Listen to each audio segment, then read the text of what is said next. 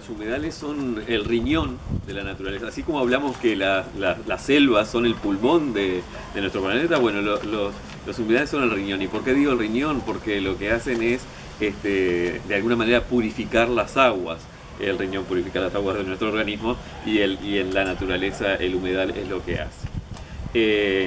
Evidentemente son lugares muy frágiles desde el punto de vista de los ecosistemas. Son sitios que desde épocas inmemoriales el ser humano trató de conquistarlos, trató de secarlos en realidad. Y era parte de una conquista. Incluso hay algunos libros, incluso de acá propios de Uruguay, que hablan sobre el triunfo del hombre sobre la naturaleza en el sentido de secar un humedal. Así que venimos arrastrando ese tipo de malas prácticas arraigadas en la sociedad, tratar de cambiar ese paradigma. Pero bueno, en eso estamos y es fundamental de alguna manera contribuir con el cambio de pensamiento respecto al humedal. Sí, en realidad es como que dividiríamos en dos, los humedales de agua dulce y los humedales de agua salada. Por ejemplo, nosotros ahora nos encontramos en San Carlos y tenemos próximo el humedal del Arroyo Maldonado. Un lugar con una extensión bien interesante. Y bueno, y respecto a las especies, bueno, tenemos una gran cantidad de especies vegetales como también animales. Aves, pequeños roedores, grandes roedores como carpinchos, por ejemplo, y bueno, son parte de estos mecanismos que desarrollan estos ecosistemas. O sea, el humedal en sí mismo no lo consideramos como la parte vegetal y la dinámica de inundación, de que sube y baja el agua, sino que también la avifauna y bueno, y evidentemente el ser humano en cuanto lo habita y es también uno de los principales agentes transformadores de ese humedal. Y cuando hablo de agentes transformadores me refiero a que gran parte del humedal está siendo intervenido desde las cuestiones físicas, o sea, movimientos de tierra, creación de infraestructura, pero también en las cuestiones que tienen que ver con las actividades, por ejemplo el pastoreo. Parte del humedal se dedica a la cría de ganado, que también tiene... ¿Qué es lo que se hace aquí en el...? Sí. Sobre la zona de la Ruta 39, por ejemplo, en la Alameda. En la Alameda de San Carlos, es un sitio que es desde la municipal, colonia. ¿no? Sí, es de tipo municipal, y desde la creación de San Carlos ese lugar fue dedicado al pastoreo, en el sentido de que era una cuestión obvia también. La gente en esa época no existía Conaprole y tenía que tener sus lecheras para satisfacer las necesidades de tener leche en su casa, y por lo cual tenía las vaquitas en la Alameda, y bueno, se ordeñaba y se consumía en el pueblo. Pero bueno, eso continuó en el tiempo, y bueno, hoy en día tenemos vacas, tenemos caballos en el sitio, y que también hacen una especie no quiero decir impacto, pero sí tiene una relación bien directa con las transformaciones que se pueden desarrollar en el humedal. ¿Perjudica eso de que...? Sí, perjudica por muchas cuestiones, por el pisoteo, por el consumir el tapiz vegetal, no dejar que algunas especies arbóreas prosperen, en el sentido de que las vacas son muy vivas para poder comer, y cuando ven un vegetal tierno acuden inmediatamente y lo que hacen es podarlo de raíz prácticamente, lo cual impide el crecimiento. Es evidente esto que estoy diciendo porque tú observas la margen del lado de la Alameda y es una pradera llana de pastizales, y cruzas el arroyo y ahí es un monte enmarañado, un monte mixto, diríamos en este momento, porque claro, las especies exóticas invasoras han proliferado en ese sitio, y el fresno y el ligustro son dos de los vegetales más comunes en el lugar, y de alguna manera han desplazado la vegetación del bosque ribereño. Y también la actividad del hombre que se encarga a veces en nombre de la limpieza, arrasar con lo que es el bosque ribereño, sobre todo el arroyo San Carlos.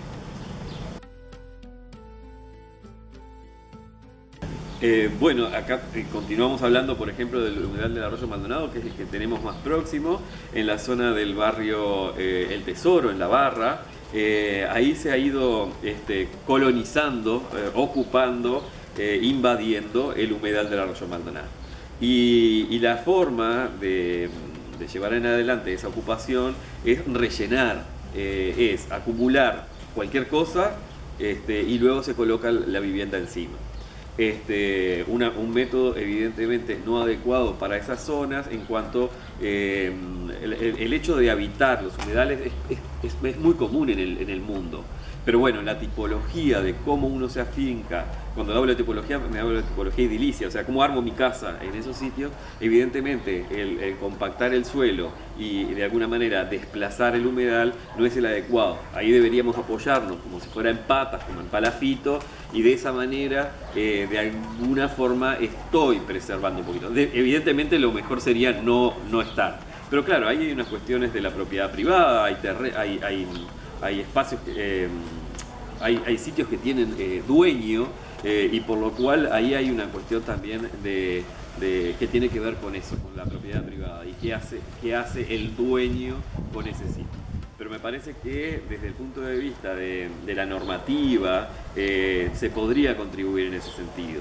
De que bueno, que si vas a afincarte en ese sitio, bueno, afincate de esta forma, que me parece que sería la más adecuada. Y bueno, y con todo lo que conlleva el hecho de afincarse en un lugar de estas características. Cuando uno construye su casa tiene que construir saneamiento. No todos tienen la conexión al saneamiento que corresponde, por lo cual hay cámaras sépticas, hay pozo negro. Los pozos negros todos sabemos que se filtran.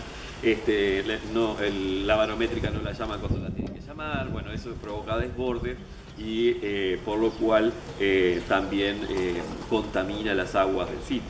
Después, por ejemplo, también muy próximo al Tesoro, se han cortado el arroyo ahí, como que se abre, ¿verdad? Y se abre camino por los lugares naturales que lo tiene que hacer. Bueno, uno de esos caminos que digo que se abre el arroyo ha sido, por ejemplo, cortado por un camino. En realidad es un talud que impide el paso del agua, el fluir natural de la corriente, lo cual también repercute en las cuestiones que tienen que ver con los ecosistemas y con la naturaleza. Es clarísimo, tú vas al sitio y ves en uno de los lados de ese talud el agua está prácticamente clara, cristalina, y del otro está quieta primero y algunas cuestiones que flotan encima, y bueno, es el color, en una simple observación ya el color te habilita a, por lo pronto, prestar atención. Bueno, sí, existe la protección, en realidad no recuerdo cuál es. Y se cumple, ¿no? Claro, también es eso. Supongamos que existe una ley o muchas leyes extraordinarias que protegen al humedal, que protegen nuestra costa, 250 metros para poder ocupar desde las márgenes de la costa del Río de la Plata o del Océano Atlántico, o todas esas cuestiones.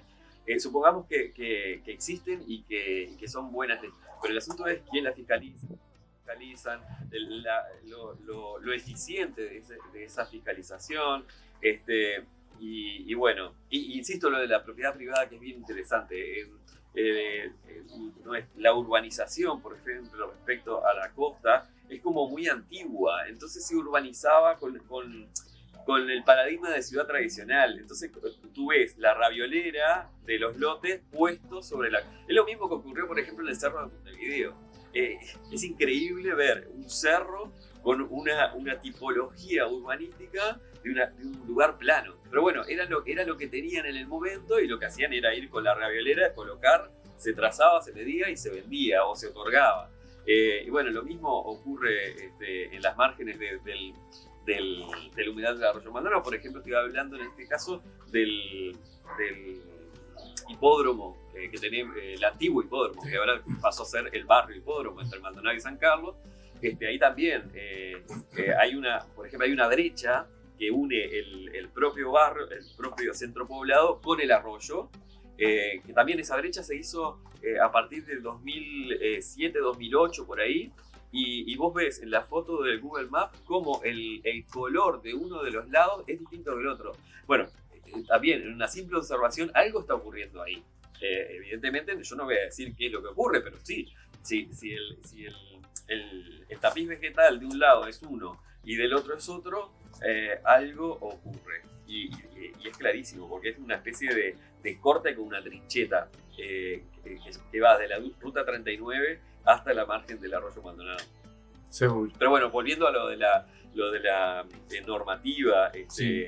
Aquí en Maldonado es complejo, ¿no? Sí, y es complejo y complejo es tremendo cumplirla. desde el punto de vista político, por ejemplo. ¿Por qué digo esto? Porque existe un proyecto, un plan no es un plan de manejo, es un proyecto de un ecoparque para el arroyo Maldonado. Supongamos, ese ecoparque ¿va a solucionar todos los problemas del humedal? No los va a solucionar todo, pero sí va camino a poder mitigar las cuestiones, porque me parece que el asunto acá, si tenemos esa visión utópica de que lo vamos a solucionar de principio a fin, no sé, yo soy un poco pesimista en ese sentido, pero sí crear este tipo de proyectos que vayan a favor de la mitigación, de que los daños sean los más mínimos posibles. Bueno, en ese sentido existe un proyecto donde se hizo de forma interdisciplinaria, que eso es muy válido. ¿Por qué? Porque ahí actuó el vecino, el vaquiano. El vaquiano es el que sabe cuánto sube el agua, que si el viento está del mar va a demorar 3 días de bajar el arroyo. Vos te comunicás con cualquier vecino de la costa de la Alameda de San Carlos que tiene la problemática de la inundación, pero la tienen clarísima, de la forma que llueve, de qué lado está el viento, no sé, hasta la temperatura, un montón de cosas que lo tienen ellos intrínseco. ¿Por qué? Porque lo están viviendo hace 60 años. Bueno, y este proyecto se hizo con esta gente, se le consultó, se la hizo participar, y bueno, después están los técnicos del CUBRE también, que tienen su experiencia, sus aportes desde el punto de vista de la ciencia, que es muy válido también. Y bueno, se creó ese proyecto y está encajonado en la Intendencia Departamental de Maldonado hace 7 años. Así que bueno, también eso tenemos que tener bien en cuenta, de que la pata política es fundamental. ¿Por qué? Porque son las reglas del juego. Vivimos en Uruguay, en una democracia por suerte, donde las cuestiones se llevan adelante de forma política. Y en este sentido no estoy hablando de política partidaria. Estoy hablando, ¿por qué? Porque la política es la que me va a dar las garantías de la calidad del aire que yo respiro o de la calidad del agua que yo bebo. Entonces es fundamental tener la fuerza política, la pata política en estos proyectos. ¿Para qué? Para que tenemos la sociedad civil, tenemos la academia y bueno, y es la tercera parte. Es la actividad política la que me va a ayudar a triunfar, entre comillas, o a llevar a buen puerto todos estos proyectos. Ahora es difícil en una zona como Maldonado, ¿no? Sí, por el tema, digamos, de las propiedades, los costos de la tierra. Sí, bueno, otro tema más, el costo de la tierra. Claro, Maldonado es un mundo no aparte. Decir, es horrible ese eslogan, pero bueno, Maldonado es un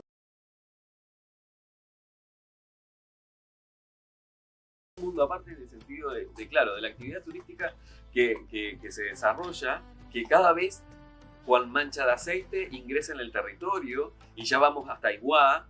Digo esto en forma metafórica, evidentemente. ¿Por qué? Porque bueno, es una actividad que de forma directa o indirectamente todos estamos involucrados en la actividad turística del departamento. Eso llevó a que sí, el valor de la tierra se transformara exponencialmente. Hace 40 años, una hectárea de campo se podía comprar quizás cualquier buen vecino del departamento, y hoy es casi ya inviable, por lo cual el mercado que lo pueda adquirir es el mercado extranjero. Eso también va con la extranjerización de la tierra. la fragmentación que estamos teniendo en el departamento del territorio es cada vez más. Viste que la unidad mínima de venta en el campo es de 5 hectáreas. Entonces vos ves cómo proliferan las urbanizaciones, entre comillas, o sea, que se lotean en fragmentos más pequeños para poder ser vendidos. Y esto, desde el punto de vista ecológico, por ejemplo, también tiene su impacto. Cuando hablo de fragmentación lo hago conscientemente. El alambrado lo que hace es fragmentar los ecosistemas. Los animales, por ejemplo, que habitan el campo, que tienen su nicho ecológico, que es, invento, 5 hectáreas, y esas 20 hectáreas, y esas 20 hectáreas yo las divido en 5 o en 4, el nicho ecológico de ese animal se ve reducido, y quizás se vea tan reducido que no pueda pasar para el otro. Bueno, eso que yo lo estoy hablando tan fácil y vulgar, es lo que ocurre en realidad. Las rutas, por ejemplo, los caminos son fragmentaciones en los ecosistemas tremendos. No solo porque cuando el auto pasa se lleva el animal por arriba, sino que el calor del verano aumenta la temperatura del material que se hizo para poder hacer la ruta. Eso también impide el paso de algunos pequeños roedores, de algunos animales. Bueno, entonces todo eso contribuye a que cada vez se divida más, y desde el punto de vista ecosistémico también existan ese tipo de fragmentación. ¿Cómo podría impactar la construcción del aeródromo dentro de este humedal? Eso que se está hablando mucho ahora, el aeródromo. Sí, el aeródromo del Hotel Fasano. El Hotel Fasano. Sí. Ahí hay como un montón de lugares para poder abordar el tema. Por ejemplo, desde el punto de vista del humedal, el hecho de compactar un sitio, ganar espacio al humedal, bueno, todo eso ya lo vengo diciendo desde antes con el asunto de la urbanización. Esto es exactamente lo mismo. Yo supongo que la pista de aterrizaje que tiene de pista mínimo 1 kilómetro, pero después tiene el talud lateral, se eleva sobre la superficie del humedal, por lo cual le quitó espacio. Eso por un lado. Después, desde el punto de vista de la avifauna, los aviones se manejan en una frecuencia de sonido que afecta a las aves, por ejemplo, lo que va a hacer que se alejen del lugar. Hay muchas que hace un poco hablábamos con vecinos del lugar que son de origen extranjero, y en una de las argumentaciones de por qué se había venido a vivir a ese sitio era eso, de que podía salir a su jardín y poder ver garzas, aves que en San Pablo, por ejemplo, era inviable poderlas ver, y ellos los tenían en su propio jardín. O sea, el hecho de poderse aficar en el sitio venía por la vida natural. Bueno, eso también es un tema. Después, desde el punto de vista logístico, el propio humedal tiene un aeropuerto en uno de sus lados, que es el aeropuerto de Jahuel. El aeropuerto de Jahuel no dejó de existir por más que se haya construido el centro de convenciones. El aeropuerto de Jahuel sigue siendo un aeropuerto. Yo no sé si en el aeropuerto puede aterrizar un jet, no, desconozco. Sí, sé que avionetas aterrizan porque un ciudadano común no puede ingresar a cualquiera de los motores de búsqueda de internet y pongo pista de aterrizaje, aeropuerto, no sé qué, de tal lugar, y tengo toda la información. ¿Por qué no? Entonces eso es lo que yo digo que me permite en mi imaginación poder pensar lo peor.